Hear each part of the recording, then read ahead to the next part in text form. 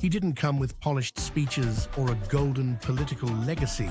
He came in boots, armed with courage and conviction, and in just months, he would shake the pillars of Africa's old power order. At only 34, Captain Ibrahim Traoré has done what few dared: challenged colonial ties, redrawn regional alliances, and captured the imagination of a restless continent. Ibrahim Traoré's rise was as dramatic as it was sudden. Born in 1988 in a small town in Burkina Faso, he was known for his intelligence and discipline. He joined the military and rose rapidly, serving on the front lines against the growing Islamist insurgency. By 2022, Burkina Faso had already witnessed a military coup, but the new leadership faltered in restoring security. The people grew disillusioned. The soldiers felt abandoned. In September 2022, Traoré led a second coup, deposing his superior and becoming the world's youngest head of state. His ascent was propelled by frustration, fear, and a hunger for decisive leadership. His message, security, self-reliance, and sovereignty, cut through the noise and found fertile ground. He quickly positioned himself in the revolutionary footsteps of Thomas Sankara, Burkina Faso's iconic leader of the 1980s. Like Sankara, Traoré demanded dignity for Africans, an end to foreign manipulation, and a future built by and for African people. He railed against African leaders who, in his words, dance like puppets to foreign powers. His bold rhetoric resonated with a young population desperate for change. Across Africa, youth rallied to his message, seeing in Traoré not just a president, but a peer and symbol of hope. In early 2023, he made one of his most defining decisions, terminating Burkina Faso's security agreements with France and expelling French troops. For decades, France had maintained a strong military presence under the pretext of counterterrorism. But Traoré believed the time had come for Burkina Faso to defend itself. Instead, he looked eastward to Russia for support.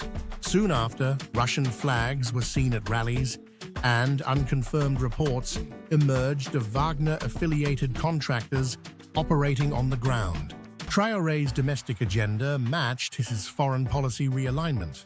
He opened a national gold refinery to reduce the outflow of wealth and challenge what he described as colonial economics. The goal was simple: keep Burkina Faso's resources in Burkina Faso. These bold economic moves elevated his popularity even further among Africans who feel long exploited by global powers. However, his revolution was not without consequences. ECOWAS, the West African bloc, condemned the coup and demanded a return to civilian rule. But Traoré doubled down. Instead of backing away, he withdrew Burkina Faso from ECOWAS entirely and allied with two other military-led neighbors, Mali and Niger.